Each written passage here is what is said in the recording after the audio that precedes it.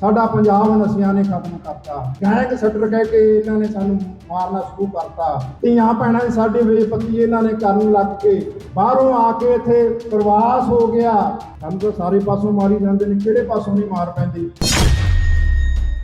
Video ਵੀ ਆ ਗਈ ਜਿਹਦੇ ਵਿੱਚ ਕਹਿੰਦੇ ਨਾ ਬਾਂਸ ਰਹੂ ਨਾ ਬੱਜੂ ਬਾਂਸਰੀ, ਸਾਡਾ ਵੀ ਇਹਨਾਂ ਦੀ ਦੇਣੀ ਹੈ।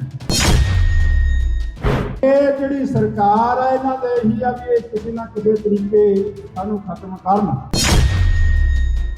ਉਹ ਸ਼ਕਤੀਆਂ ਜਿਹੜੀਆਂ ਪੰਜਾਬ ਨੂੰ ਪਹਿਲਾਂ ਹੀ ਬਰਬਾਦ ਕਰ ਚੁੱਕੀਆਂ ਨੇ, ਉਹਨਾਂ ਨੂੰ ਪੰਜਾਬ ਦੇ ਹਾਵੀ ਨਹੀਂ ਹੋਣ ਦੇਣਾ, ਜਿੰਨਾ ਮਰਜ਼ੀ ਯਤਨ ਕਰ ਲੈਣ। ਧੰਨ ਸਾਹਿਬ ਸ੍ਰੀ ਗੁਰੂ ਗ੍ਰੰਥ ਸਾਹਿਬ ਮਹਾਰਾਜ ਜੀਆਂ ਦੀ ਨਿੱਘੀ ਗੋਦ ਦੇ ਵਿੱਚ ਬੈਠ ਕੇ ਆਪਾਂ ਸਾਰੇ ਬਾਈ ਦੀਪ ਸਿੱਧੂ ਦੀ ਬਣਾਈ ਹੋਈ ਜਥੇਬੰਦੀ ਵਾਪਸ ਪੰਜਾਬ ਦੀ ਵਰ੍ਹੇਗੰਢ ਦੇ ਵਿੱਚ ਪੁੱਜੇ ਹਾਂ। ਆਓ ਸਾਰੇ ਗੱਜ ਕੇ ਫਤਿਹ ਬੁਲਾਈਏ। ਵਾਹਿਗੁਰੂ ਜੀ ਕਾ ਖਾਲਸਾ, ਵਾਹਿਗੁਰੂ ਜੀ ਕੀ ਫਤਿਹ। ਜਿਹੜੀ ਦੀਪ ਦੀ ਸੋਚ ਸੀ ਬਹੁਤ ਉੱਚੀ ਸੁੱਚੀ ਵਿਲੱਖਣ ਸੀ।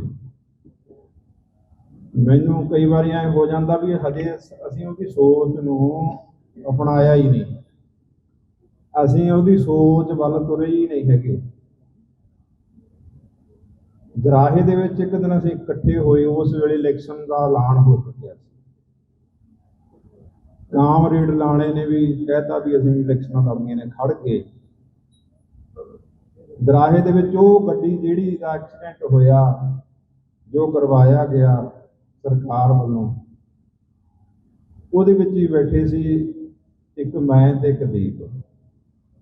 ਮੈਂ ਬਾਈ ਦੀਪ ਨੂੰ ਕਿਹਾ ਵੀ ਆਪਾਂ ਤੁਸੀਂ ਇਲੈਕਸ਼ਨ ਲੜੋ। ਉਹਨੇ ਕਿਹਾ ਵੀ ਬਾਬਾ ਜੀ ਇਲੈਕਸ਼ਨ ਤਾਂ ਲਈਏ ਲੜ, ਆਪਾਂ ਜਿੱਤਦੇ ਨਹੀਂ ਹੈਗੇ ਐਤਕੀ, ਕਿਉਂਕਿ ਮੇਰੇ ਨਾਲ ਫੋਟੋਆਂ ਖਿਚਵਾਉਣ ਵਾਲੇ ਬਹੁਤ ਨੇ, ਤੁਹਾਡੇ ਨਾਲ ਵੀ ਫੋਟੋ ਖਿਚਵਾਉਣ ਵਾਲੇ ਬਹੁਤ ਨੇ। ਪੰਜਾਬ ਦੇ ਜਿਹੜਾ ਦੁਰਦਸ਼ਾ, ਪੰਜਾਬ ਦਾ ਜਿਹੜਾ ਹਾਲ ਆ, ਜਿਹੜੀਆਂ ਦੂਜੀਆਂ ਪੋਲੀਟੀਕਲ ਪਾਰਟੀਆਂ ਨੇ, ਜਿੰਨੀਆਂ ਰਾਜਨੀਤੀ ਨੇ, ਉਹਨਾਂ ਨੇ ਐਸਾ ਜਾਲ ਬੁਣ ਰੱਖਿਆ, ਆਪਾਂ ਨੂੰ ਇਸ ਚੋਣ ਦੇ ਵਿੱਚ ਤੋੜਨਾ ਅਸੰਭਵ ਹੈ, ਆਪਾਂ ਜਿੱਤ ਨਹੀਂ ਸਕਦੇ। ਤੇ ਨਾਲ ਹੀ ਉਹਨੇ ਕਿਹਾ ਵੀ ਆ ਹੁਣ ਸਾਰੇ ਖੜੇ ਨੇ ਨਾ ਕਿਸਾਨ ਆਗੂ, ਇਹਨਾਂ ਦੀਆਂ ਜ਼ਮਾਨਤਾਂ ਜ਼ਬਤ ਹੋਣਗੀਆਂ, ਜਿੱਤਦੇ ਵੀ ਨਹੀਂ ਹੋ ਗਈਆਂ ਜ਼ਮਾਨਤਾਂ ਜ਼ਬਤ। ਉਹਦੀ ਗੱਲ ਝੂਠੀ ਨਹੀਂ।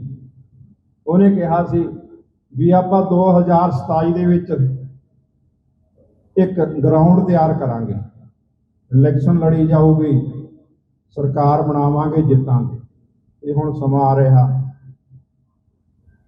ਤੇ ਬਾਈ ਦੀਪ ਸਿੱਧੂ ਨੇ ਇੱਕ ਗੱਲ ਹੋਰ ਕਹੀ ਸੀ, ਬਾਬਾ ਜੀ ਆਪਾਂ ਉਦੋਂ ਪਹਿਲਾਂ ਇੱਕ ਪੰਥਕ ਪਲੇਟਫਾਰਮ ਤਿਆਰ ਕਰਨਾ, ਜਿਹਦੇ ਵਿੱਚ ਸਾਰੀਆਂ ਜਿਹੜੀਆਂ ਪੰਥ ਦੀਆਂ ਜਥੇਬੰਦੀਆਂ ਨੇ ਆਪਾਂ ਇਕੱਤਰ ਕਰਨੀਆਂ ਨੇ।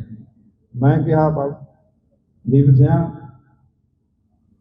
ਮੈਂ ਤਿਆਰ ਹਾਂ ਤੇਰੇ ਨਾਲ, ਪਰ ਇੱਕ ਗੱਲ ਹੈ, ਜੇ ਤਾਂ ਆਪਾਂ ਨੇ ਉਹ ਬੰਦੇ ਲੈਣੇ ਨੇ ਜਿਨ੍ਹਾਂ ਨੇ ਕਦੇ ਪੰਜਾਬ ਤੇ ਪੰਥ ਨਾਲ ਗਦਾਰੀ ਨਹੀਂ ਕੀਤੀ, ਜਿਨ੍ਹਾਂ ਨੇ ਕਿਤੇ ਨਮੋਸ਼ੀ ਨਹੀਂ ਦਵਾਈ ਪੰਜਾਬ ਨੂੰ, ਪੰਥ ਨੂੰ। ਉਹਨਾਂ ਨੇ ਇੱਕ ਦੋ ਬੰਦਿਆਂ ਦੇ ਨਾਮ ਲਏ, ਕਹਿੰਦੇ ਆਪਾਂ ਉਹਨਾਂ ਤੱਕ ਪਹੁੰਚ ਕਰਾਂਗੇ। ਇੱਕ ਤਾਂ ਬਾਬਾ ਜਿਹੜਾ ਸੀਗਾ ਬਾਬਾ ਰਾਮਪੁਰ ਖੇੜੇ ਵਾਲੇ ਮਹਾਂਪੁਰਖ, ਉਹਨਾਂ ਦਾ ਨਾਮ ਬਾਬਾ ਕੁਲਵਿੰਦਰ ਸਿੰਘ ਜੀ, ਇੱਕ ਦੋ ਹੋਰ ਲੈ, ਮੈਨੂੰ ਯਾਦ ਨਹੀਂ ਹੈ। ਤੇ ਮੈਂ ਕਿਹਾ ਬਿਲਕੁਲ ਠੀਕ ਆ, ਜਿਨ੍ਹਾਂ ਤੇ ਕੋਈ ਅੱਜ ਤੱਕ ਦਾਗ ਨਹੀਂ ਲੱਗਿਆ, ਆਪਾਂ ਉਹੀ ਬੰਦੇ ਇਕੱਠੇ ਕਰਨੇ ਨੇ। ਅਸੀਂ ਤੁਹਾਡੀ ਗੱਲ ਦੇ ਨਾਲ ਸਹਿਮਤ ਹਾਂ। ਤੇ ਅੱਜ ਸਾਨੂੰ ਇਹ ਸੋਚ ਜਿਹੜੀ ਬਾਈ ਦੀਪ ਦੀ ਸੀ ਵੀ ਪੰਥਕ ਇਕੱਤਰਤਾ ਕਰਕੇ ਅਸੀਂ ਆਪਣਾ ਜਿਹੜਾ 27 ਦਾ ਪਲੇਟਫਾਰਮ ਹੈ ਤਿਆਰ ਹੋ ਰਿਹਾ, ਆਪਾਂ ਜਿੱਤਣਾ ਹੈ, ਹਰ ਹਾਲਤ ਦੇ ਵਿੱਚ ਜਿੱਤਣਾ ਹੈ। ਏਕਤਾ ਜ਼ਰੂਰੀ ਹੈ। ਮੈਂ ਬੇਨਤੀ ਕਰਨਾ ਚਾਹੁੰਦਾ, ਦੇਖੋ ਭਾਈ ਅਮਰਤਪਾਲ ਸਿੰਘ ਵਾਰਸ ਪੰਜਾਬ ਜਥੇਬੰਦੀ ਨੂੰ ਸ਼੍ਰੋਮਣੀ ਅਕਾਲੀ ਦਲ ਵਾਰਸ ਪੰਜਾਬ ਦੇ ਵਿੱਚ ਤਬਦੀਲ ਕਰ ਚੁੱਕਿਆ, ਤੇ ਸਾਡੇ 2 MP ਵੀ ਜਿੱਤੇ ਨੇ। ਇੱਕ ਆਜ਼ਾਦ ਸੀ, ਉਹ ਵੀ ਆਜ਼ਾਦ ਸੀ, ਉਹ ਵੀ ਬਾਹਰ ਪੰਜਾਬ ਦੇ ਆ ਗਏ। ਅਸੀਂ ਨੇ ਹੁਣ 2027 ਦੀ ਇਲੈਕਸ਼ਨ ਜਿੱਤਣੀ ਹੈ, ਹਰ ਹਾਲਤ ਦੇ ਵਿੱਚ ਜਿੱਤਣੀ ਹੈ। ਮੈਂ ਬੇਨਤੀ ਕਰਨਾ ਚਾਹੁੰਦਾ ਇਸ ਵਰ੍ਹੇਗੰਢ ਦੇ ਵਿੱਚ ਜੇ ਬਾਪੂ ਅਮਰਤਪਾਲ ਸਿੰਘ ਦੇ ਪਿਤਾ ਜੀ ਆਉਂਦੇ ਹੋਰ ਗੱਲ ਬਣ ਜਾਣੀ ਸੀ, ਜੇ ਸਰਬਜੀਤ ਸਿੰਘ ਮਲੋਆ ਆਉਂਦੇ ਹੋਰ ਗੱਲ ਬਣ ਜਾਣੀ ਸੀ।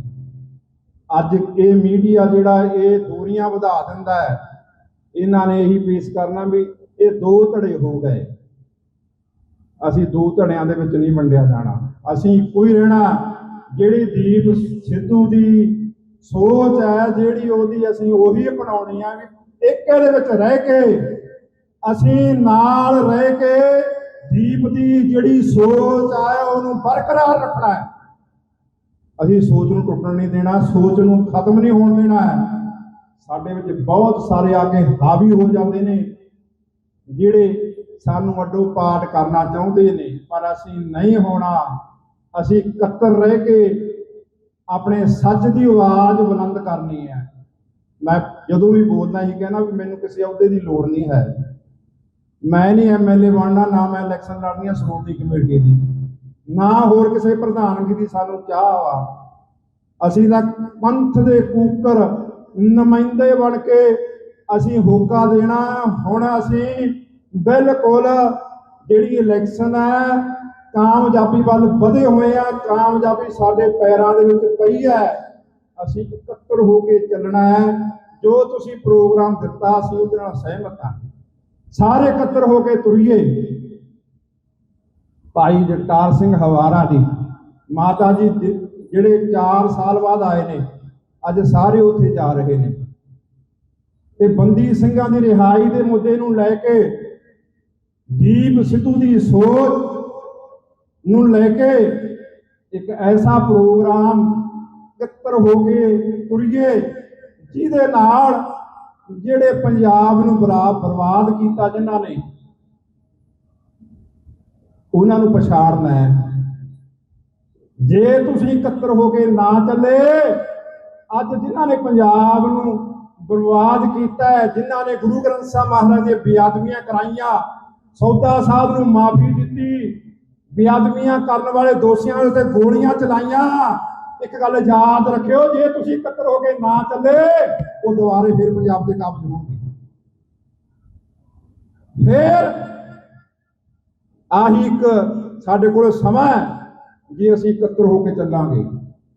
ਜੇ ਨਹੀਂ ਤਾਂ ਜੇ ਫਿਰ ਇਸੇ ਤਰ੍ਹਾਂ ਠੇਡੇ ਕਰਨੇ ਰਹਿਣਾ ਹੈ। ਹੁਣ ਸਮਾਂ ਭਰਾਵੋ ਇਕੱਤਰ ਹੋ ਕੇ ਚੱਲਣਾ ਹੀ ਪੈਣਾ ਸਾਨੂੰ। ਪੁਰਾਤਨ ਜਥੇਬੰਦੀਆਂ ਅਲੱਗ-ਅਲੱਗ ਸੀ, ਪਰ ਜਦੋਂ ਪੰਜਾਬ ਦੀ ਗੱਲ ਆਉਂਦੀ ਸੀ ਉਦੋਂ ਸਾਰੇ ਮਤਭੇਦ ਭੁਲਾ ਕੇ ਇੱਕ ਮੰਚ ਤੇ ਇਕੱਤਰ ਹੋਇਆ ਕਰਦੇ ਸੀ। ਫਿਰ ਸਾਨੂੰ ਵੀ ਹੋਣਾ ਪੈਣਾ। ਜਿਹੜੇ ਕੋਈ ਗਿੱਲੇ ਸ਼ਿਕਵੇ ਨੇ ਅਸੀਂ ਤੁਹਾਡਾ ਵਿੱਚ ਬੈਠਾਂਗੇ, ਅਸੀਂ ਉਹ ਦੂਰ ਕਰ ਸਕਦੇ ਹਾਂ। ਇਹ ਜਿਹੜੀ ਜਥੇਬੰਦੀ ਹੈ ਕਿਸੇ ਇੱਕ ਪਰਿਵਾਰ ਦੀ ਨਹੀਂ, ਇਹ ਜਥੇਬੰਦੀ ਕਿਸੇ ਇੱਕ ਟੱਬਰ ਦੀ ਨਹੀਂ, ਕਿਸੇ ਵਿਸ਼ੇਸ਼ ਵਿਅਕਤੀ ਦੀ ਨਹੀਂ, ਇਹ ਪੰਥ ਦੀ ਜਥੇਬੰਦੀ ਹੈ, ਵਾਰਸ ਪੰਜਾਬ ਦੇ। ਤੇ ਜਿਹੜੀ ਦੀਪ ਸਿੱਧੂ ਦੇਖੋ ਸੋਚ ਕੱਢੀ ਸੀ, ਜਿਸ ਦਿਨ ਇਸ ਦਿਨ ਇਸੇ ਧਰਤੀ ਤੋਂ ਬਾਬਾ ਜ਼ੋਰਾਵਰ ਸਿੰਘ, ਬਾਬਾ ਫਤਿਹ ਸਿੰਘ, ਮਾਤਾ ਗੁਜਰ ਕੌਰ ਦੀ ਗੋਦ ਦੇ ਵਿੱਚੋਂ ਇਹ ਵਾਰਸ ਪੰਜਾਬ ਦੀ ਜਥੇਬੰਦੀ ਜਿਹੜੀ ਬਣੀ ਨਿਕਲੀ ਤੇ ਅੱਜ ਕਿੱਥੇ ਪਹੁੰਚ ਗਈ। ਅੱਜ ਬੱਚੇ ਦੀ ਜ਼ੁਬਾਨ ਤੇ ਹਰੇਕ ਕਹਿੰਦਾ ਮੈਂ ਵਾਰਸ ਪੰਜਾਬ ਦੇ ਬਣਨਾ ਹੈ। ਦੀਪ ਜਾਗ ਗਿਆ, ਬੁਝਿਆ ਨਹੀਂ, ਦੀਪ ਜਗ ਗਿਆ। ਕੱਲੇ ਕੱਲੇ ਬੱਚੇ ਦੇ ਵਿੱਚ ਵਾਰਸ ਪੰਜਾਬ ਬਣਨ ਦੀ ਚਾਹਵਾਨ ਹੈ। ਤੇ ਇੱਥੋਂ ਤੁਰ ਕੇ ਕਿੱਥੇ ਤੱਕ ਪਹੁੰਚ ਗਏ ਆਪਾਂ। ਤੇ ਉਸ ਦੀਪ ਦੀ ਸੋਚ ਤੇ ਉਹਦਾ ਤਿਆਗ ਦੀ ਭਾਵਨਾ ਹੋਣੀ ਚਾਹੀਦੀ ਲੀਡਰ ਦੇ ਵਿੱਚ। ਜਿਸ ਦਿਨ ਇਹ ਜਥੇਬੰਦੀ ਬਣਾਈ ਸੀ ਉਹਨੇ ਇਹ ਨਹੀਂ ਕਿਹਾ ਵੀ ਮੈਂ ਪ੍ਰਧਾਨ ਬਣਨਾ ਹੈ। ਦਿਖਾਓ ਕਿਤੇ ਉਹਨੇ ਪ੍ਰਧਾਨ ਲਿਖਾਇਆ ਹੋਵੇ ਜਾਂ ਬਣਿਆ ਹੋਵੇ। ਉਹਨੇ 5 ਸਿੰਘ ਤਿਆਰ ਕਰੇ ਸੀ, 5 ਉਹਨਾਂ ਦੇ ਨਾਮ ਪੇਸ਼ ਕੀਤੇ ਵੀ ਇਹ ਜਥੇਬੰਦੀ ਨੂੰ ਚਲਾਉਣਗੇ। ਆਪਦਾ ਪ੍ਰਧਾਨ ਬਣਿਆ ਹੀ ਨਹੀਂ। ਅੱਜ ਅਸੀਂ ਇਹ ਵੀ ਦੇਖਣਾ ਹੈ, ਅਸੀਂ ਇਹ ਤਿਆਗਣਾ ਪਊ ਸਾਨੂੰ ਸਾਰਾ ਕੁਝ। ਅਸੀਂ ਜੇ ਦੀਪ ਦੀ ਸੋਚ ਨੂੰ ਬਚਾਉਣਾ ਹੈ, ਪੰਥ ਨੂੰ ਇਕੱਠਾ ਕਰਕੇ ਪੰਜਾਬ ਦੀ ਹੋਂਦ ਨੂੰ ਬਚਾਉਣਾ ਹੈ, ਕਿਸਾਨੀ ਨੂੰ ਬਚਾਉਣਾ ਹੈ, ਜਵਾਨੀ ਨੂੰ ਬਚਾਉਣਾ ਹੈ। ਅੱਜ ਸਾਡੇ ਉੱਤੇ ਸੈਂਟਰ ਸਰਕਾਰ, ਇਹ ਏਜੰਸੀਆਂ ਪੱਬਾਂ ਭਾਰ ਨੇ ਵੀ ਅਸੀਂ ਕਿਸ ਤਰ੍ਹਾਂ ਇਹਨਾਂ ਨੂੰ, ਕਿਉਂਕਿ ਹੁਣ ਉਹਨੂੰ ਪਤਾ ਵੀ ਜਿਹੜੀ ਪੰਜਾਬ ਦੇ ਵਿੱਚ ਹਵਾ ਚੱਲਦੀ ਹੈ ਉਹ ਵਾਰਸ ਪੰਜਾਬ ਦੇ ਜਥੇਬੰਦੀ ਦੀ ਹੈ।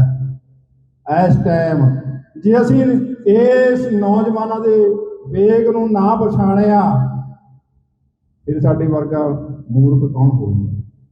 ਸਾਨੂੰ ਪਛਾਣਨਾ ਪੈਣਾ ਹੈ ਕੀ ਕਹਿੰਦੇ ਆ ਲੋਕ, ਨੌਜਵਾਨ ਕੀ ਚਾਹੁੰਦਾ ਹੈ। ਸਭ ਤੋਂ ਪਹਿਲਾਂ ਤਾਂ ਸਾਨੂੰ ਤਿਆਗ ਦੀ ਭਾਵਨਾ ਹੋਣੀ ਚਾਹੀਦੀ ਆ ਵੀ ਅਸੀਂ ਪੰਜਾਬ ਬਚਾਉਣਾ, ਸਿਰਫ ਪੰਜਾਬ। ਸਾਡਾ ਪੰਜਾਬ ਨਸ਼ਿਆਂ ਨੇ ਖਤਮ ਕਰਤਾ, ਗੈਂਗ ਸੱਟਰ ਕਹਿ ਕੇ ਇਹਨਾਂ ਨੇ ਸਾਨੂੰ ਮਾਰਨਾ ਸ਼ੁਰੂ ਕਰਤਾ। ਧੀਆਂ ਭੈਣਾਂ ਦੀ ਸਾਡੇ ਬੇਪਤੀ ਇਹਨਾਂ ਨੇ ਕਰਨ ਲੱਗ ਕੇ, ਬਾਹਰੋਂ ਆ ਕੇ ਇੱਥੇ ਪ੍ਰਵਾਸ ਹੋ ਗਿਆ। ਸਾਨੂੰ ਤਾਂ ਸਾਰੇ ਪਾਸੋਂ ਮਾਰੀ ਜਾਂਦੇ ਨੇ, ਕਿਹੜੇ ਪਾਸੋਂ ਨਹੀਂ ਮਾਰ ਪੈਂਦੀ। ਤੇ ਹੁਣ ਤੁਸੀਂ ਦੇਖਿਆ ਹੀ ਆ, ਵੀਡੀਓ ਵੀ ਆ ਗਈ ਜਿਹਦੇ ਵਿੱਚ ਕਹਿੰਦੇ ਨਾ ਬਾਂਸ ਰਹੂ ਨਾ ਵੱਜੂ ਬਾਂਸਰੀ, ਨਾ ਰਹੂਗਾ ਬਾਂਸ ਨਾ ਵੱਜੂਗੀ ਬਾਂਸਰੀ। ਹੜ ਵੀ ਇਹਨਾਂ ਦੀ ਦੇਣੀ ਹੈ। ਤੇ ਖੜਨ ਵਾਲਾ ਕੌਣ ਆ? ਪੰਜਾਬ। ਜਿਨ੍ਹਾਂ ਨੂੰ ਪੰਜਾਬ ਦਾ ਦਰਦ ਸੀ, ਸਾਡੇ ਮੁਸਲਮਾਨ ਵੀਰ, ਸਾਡੇ ਹਰਿਆਣੇ ਦੇ ਜਾਟ ਵੀਰ, ਖਾਪ ਪੰਚਾਇਤਾਂ, ਹੋਰ ਬਹੁਤ ਸਾਰੀ ਆਈ ਸਾਡੇ ਨਾਲ ਖੜੇ। ਪਰ ਇਹ ਜਿਹੜੀ ਸਰਕਾਰ ਹੈ ਇਹਨਾਂ ਦਾ ਇਹੀ ਆ ਵੀ ਇਹ ਕਿਸੇ ਨਾ ਕਿਸੇ ਤਰੀਕੇ ਸਾਨੂੰ ਖਤਮ ਕਰਨ। ਅਸੀਂ ਉਹ ਗੱਲ ਹੋਣ ਨਹੀਂ ਦੇਣੀ। ਅਸੀਂ ਗੁਰੂ ਗ੍ਰੰਥ ਦੇ ਪੰਥ ਦੇ ਝੰਡਾ ਬਰਦਾਰ ਹੈ। ਅਸੀਂ ਉਹ ਝੰਡਾ ਚੱਕ ਕੇ ਖੜ ਗਏ। ਅਸੀਂ ਆਪਸ ਵਿੱਚ ਇਕੱਠੇ ਹੋ ਕੇ ਲੜਾਂਗੇ।